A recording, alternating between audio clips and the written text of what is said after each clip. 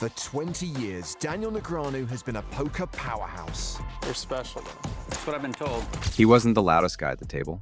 No flashy jewelry, no trash talk. Just a quiet smile and a calm presence. But somehow, he kept knocking out the biggest names in poker over and over again. While others leaned on aggression or chased luck, he relied on something way more unsettling. Instinct. The kind that makes you feel like he knows your hand before you even look at it. What he pulled off in the high-stakes world wasn't just impressive, it felt almost supernatural, and nobody in poker saw it coming. This is the story of the quiet mind reader who won millions with nothing but a smile. Daniel Negreanu's story kicks off in Toronto, Ontario, where he was born in 1974 to Romanian immigrants Annie and Constantine. The couple had moved to Canada 7 years earlier, hoping for a fresh start, though the original plan was actually to settle in the US. From the time he was just 4 years old, Daniel already had big dreams. He once told his mom he'd build a house out of popsicle sticks and head to California. That early spark of ambition, it stuck with him. He went to Pineway Public School in North York, and while he was naturally gifted at math and had a sharp mind for probability, his high energy didn't exactly mesh with classroom rules. He got into frequent trouble, even facing the threat of expulsion. But what seemed like rebellion at the time, it was actually the early signs of a fearless spirit that would thrive in the unpredictable world of professional poker. At 15, Daniel was all about snooker. He even wanted to go pro. But that dream was soon replaced by a new obsession: poker. Just before finishing high school, with only a few credits left, Daniel made a bold move. He dropped out. Some might have called it reckless, but for him, it was necessary. He was chasing something bigger. By 16, he was fully immersed in gambling, pool hustling, and of course, poker. With his knack for numbers and that ultra-competitive streak, poker quickly became his playground. And thanks to Canada legalizing gambling in the 70s, the early 90s scene in Toronto was buzzing. Charity casinos, backroom games, Daniel was everywhere. And he wasn't just showing up, he was crushing it. Word got around fast about the kid who kept beating veteran players. While most teens were still figuring things out, Daniel was stacking chips and building a serious bankroll, fast. Always hungry for the next challenge, Daniel set his sights on the poker capital of the world, Las Vegas.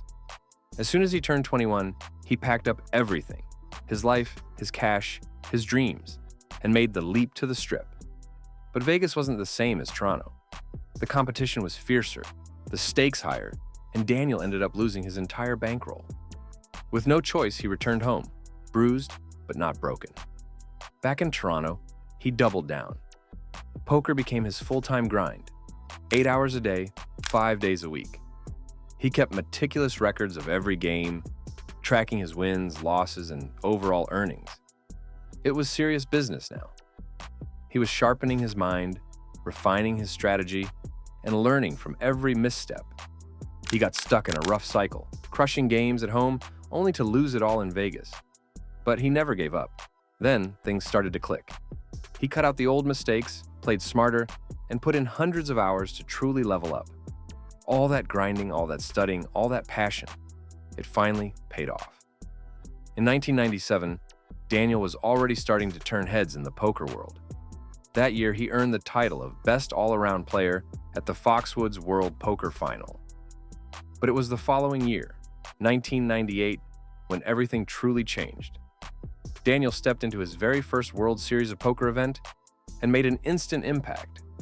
At just 23, he won the $2,000 pot limit hold'em event, pocketed $169,460, and grabbed his first WSOP bracelet.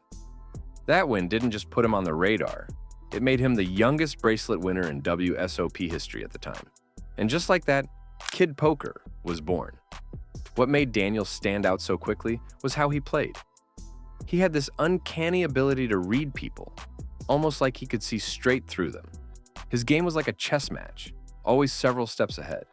He wasn't just reacting to his opponents, he was already plotting their next move. His playing style was aggressive yet calculated, and he could shift gears in an instant if the situation called for it. That sharp instinct and youthful energy earned him both his nickname and his early fan base. In 1999, he captured the U.S. Poker Championship title in Atlantic City at the legendary Taj Mahal. He later described that moment as the true breakout point in his career. It wasn't just about the $210,000 payday. It was his first time on national television, and he felt completely at ease under the spotlight. By 2001, he was right on the edge of the final table at the World Series of Poker main event. The following year, he made it to 2 final tables and, in 2003, added another bracelet to his collection by winning a SHOE event. But all of that was just the warm-up. In 2004, Negreanu went on a tear that poker fans still talk about today. Unlike many hot streaks that happen in tight, elite circles, his came on massive open-field stages.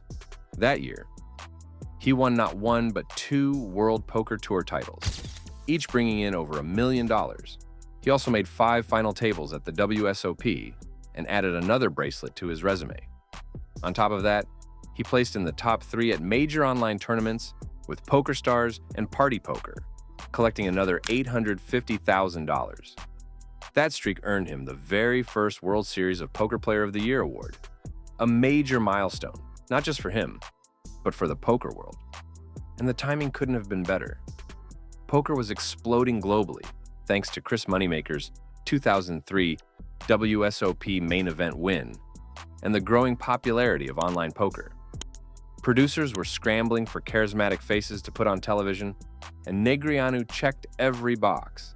With all his success and fan appeal, it was no surprise when PokerStars, the largest online poker site in the world, came calling.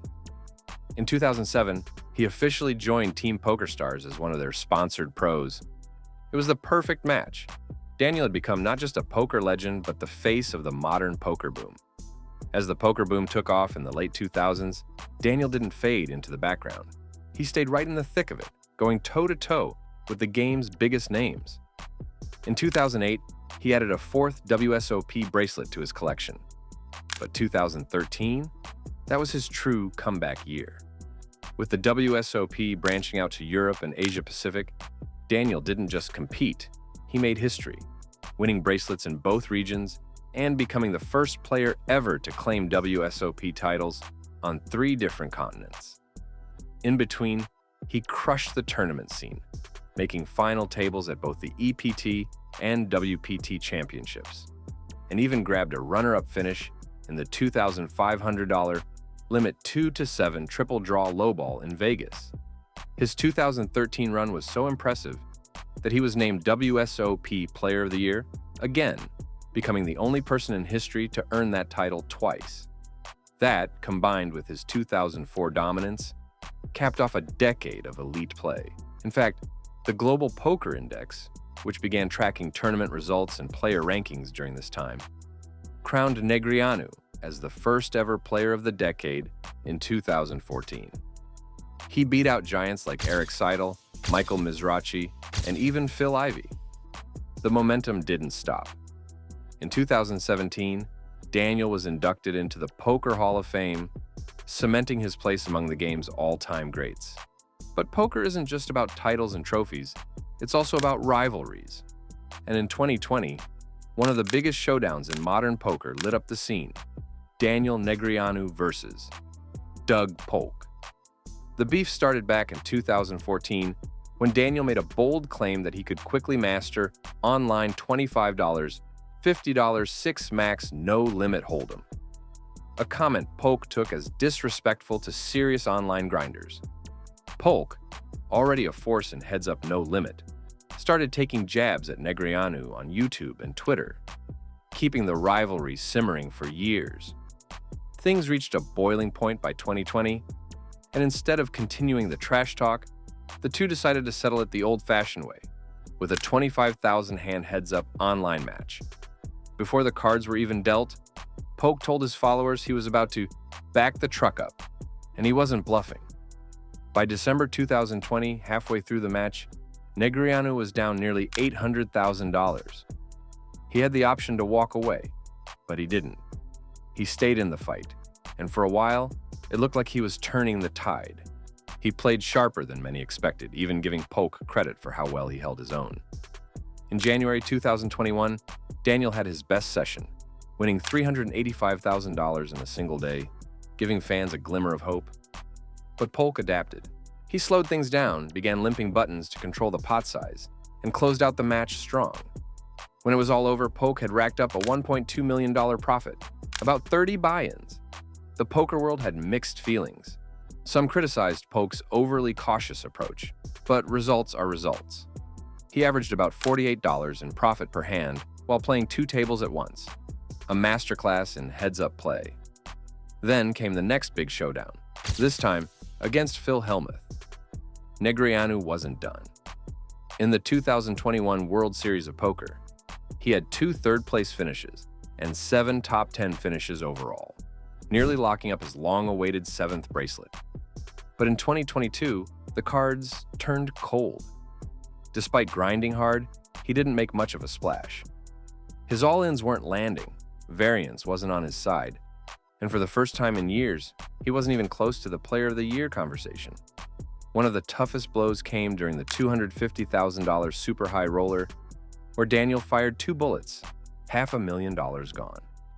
After taking a brutal runner-runner bad beat, he stormed out, tossing his selfie stick in frustration.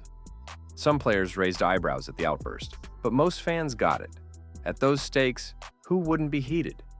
2022 ended up being one of his roughest World Series of Poker runs. Sure, he cashed in 6 events that July, but the damage was done. And to make matters worse, that frustration carried right into 2023. The year saw the legendary pro knocked out early in the game of gold and ended up with a jaw-dropping $2.2 million in losses. For a guy known for his consistency and skill, fans were left wondering, what went so wrong? Negreanu himself pointed to a mix of burnout and bad luck. He admitted he played way too many tournaments, mostly due to some side bets on Poker Go Tour points. Interestingly, only a couple of people, Alex Foxson and Kerry Katz, were bold enough to bet against him. But despite the added motivation, it didn't exactly pay off. His vlogs from the summer painted a clear picture. Deep tournament runs, repeatedly cut short by brutal beats. He'd get his chips in good, only to run into a cooler or a bad river card. And unlike previous years, there were no huge wins to soften the blow. So heading into 2024, Negreanu knew he had to change things up. And he did, both mentally and strategically. He announced he was done chasing WSOP Player of the Year points, which usually meant grinding through 50-plus events all summer. Instead, he shifted gears, focusing on high-stakes tournaments, skipping the online bracelet chase, and choosing quality over quantity. And it worked. He started 2024 with strong finishes on the Poker Go Tour in January and March, signaling a serious return to form. But it all came together in the event number 58 of the World Series of Poker, the $50,000 Poker Players Championship. This wasn't just any event. It was the one tournament he wanted more than any other. With a stacked field, long days, and grueling formats, this was the kind of win you couldn't just luck your way into. Negreanu came into the final day second in chips, behind Chris Brewer, and from the first hand, the action was electric. After making a key call in Raz to take the lead, Negreanu kept the momentum going. He knocked out David Benjamin and battled through intense hands with Yaki and Brewer. One of the most dramatic moments came in Limit Hold'em when Yaki tried to bluff him. Negreanu, holding just a pair of queens, called all the way down, and it paid off. Yaki eventually sent Brewer packing with a flush, setting the stage for a heads-up showdown with Negreanu. At first, Yaki surged ahead, catching a wheel straight in a big pot. But Negreanu battled back, making a flush, then tripling up after spiking a deuce in pot limit Omaha. The final blow came in another Omaha hand. Yaki shoved with draws, but Negreanu had trip sevens and turned a full house, leaving Yaki drawing dead. Just like that, it was over. Negreanu secured his 7th WSOP bracelet, his first in over a decade, along with $1.17 million in prize money. He outlasted 89 of the world's top players in one of the most prestigious events on the calendar. After the win, he admitted to feeling a huge sense of relief. He'd been runner-up so many times, and finally, the cards went his way. But more than luck, it was the strategic shift and his refusal to give up that brought him back to the winner's circle. Daniel Negreanu's influence on poker stretches far beyond the felt. With his charisma, honesty, and deep love for the game, he's been a guiding force in modern poker for years. Bluff magazine even named him one of the most powerful figures in the poker world multiple times. Whether it's through his vlogs, outspoken takes, or unforgettable reads, Negreanu continues to inspire players around the world. And in 2024, he proved once again that he's not just a poker legend, he's still got plenty of game left.